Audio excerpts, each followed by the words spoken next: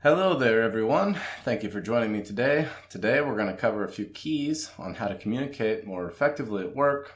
And these situations that I'll be guiding you in will be situations where you're not seeing eye to eye with someone, whether it's a member of a cross-functional team, it's a colleague, and maybe the water's a little choppy, right? The situation's a little heated and you need to communicate very clearly, effectively, empathetically, so that you can see eye to eye, get everyone on the same page, and moving forward effectively. So let's get into it. Okay, so to communicate more clearly, we're going to take this empathetic approach, and there are three keys to this. We're going to use open-ended questions using what and how. We're going to remove all aggression and we're going to do our best not to challenge our colleague or whoever we're talking with, our counterparty, in a negotiation. We're going to remove this aggression and try to make sure that they feel like we're seeing things from their perspective, or at least doing our best. And then we're going to force them into our shoes and take a walk into at least actually paint a perspective picture of how they see things and how they think it's possible and what they think we're capable of doing. So let's get into it. Okay, leveraging the power of what and how. So we're going to force our colleague or our counterparty to respond with detail and make them paint. This is going to be the first step in painting the picture. So we use these open-ended questions like, what can we do that will help us avoid the same issue moving forward? How can we provide more clarity for engineering so that this doesn't happen in the future? Now, when we ask these types of questions, it forces them to think, and that's exactly what we want them to do. Down below, I show you, do not use why. Why really challenges your colleague and makes them feel as if you're questioning their ability or questioning their authority, whatever it is, it really takes away the control from them. And just listen to the tone when I use this. Why would that prevent this from happening in the future? Just hear the difference between that and what can we do that will help us avoid the same issue moving forward? Your tone, of course, as we know, that plays a huge role in all of this.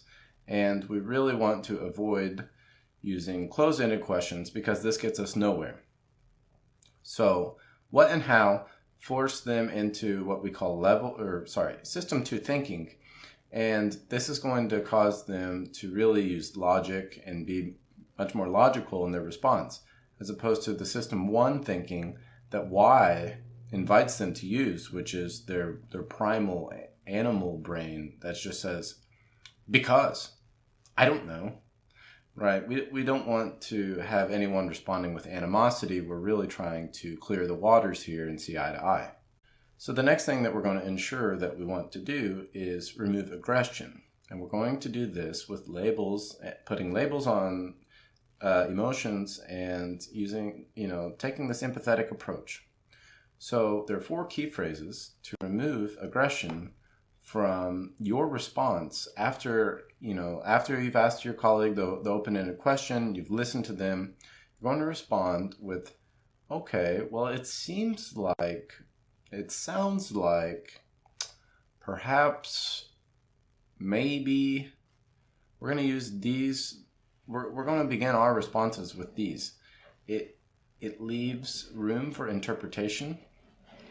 It doesn't assume, and that's the key here, is that we're not going to make any assumptions.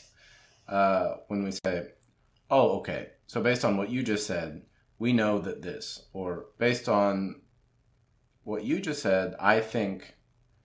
We don't want to make it about ourselves, and we don't want to make anything seem certain, because it's possible that our colleague is a poor communicator, which is the case a lot of the times, or it's also possible that you didn't quite understand your colleague as they intended you to. And by using these definitives, I think is not a definitive, but it does make it about yourself. And remember, it's about them. We need to be empathetic so that we can get them on our side. So using this is how it is, this is the case, it removes the possibility of a misunderstanding. And to be empathetic in this situation is to leave interpretation so that we show that we're really trying our best to see it how they see it. And this will get them on our team, and this will allow us to take control of the situation and be able to navigate it how we really want to as we move forward.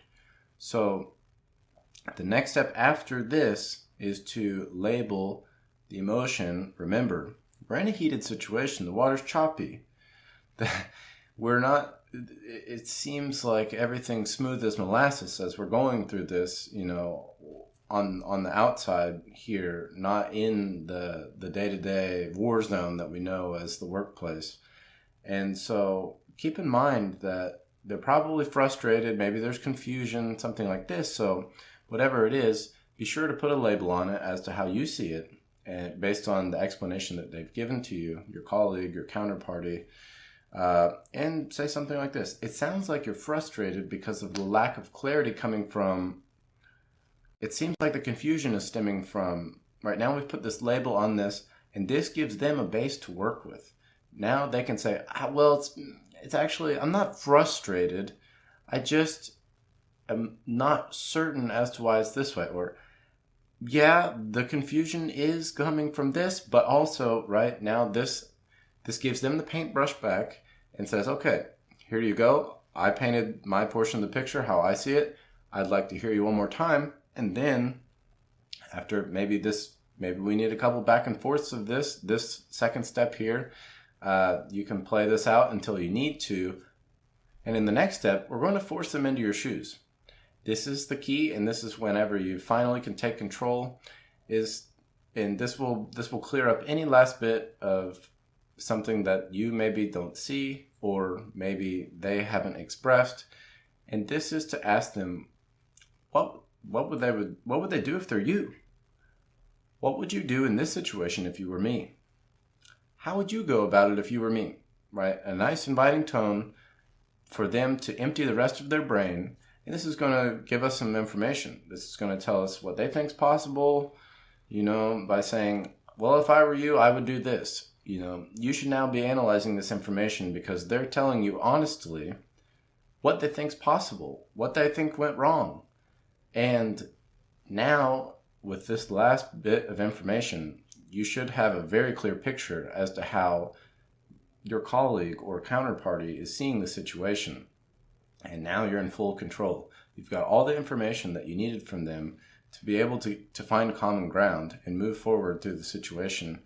And doing these three things will allow you to really navigate yourself through any situation at work, whether it's just upfront, setting expectations with, different departments, different groups, or whether you need to, clear up a mess that's been made and there's confusion or frustration.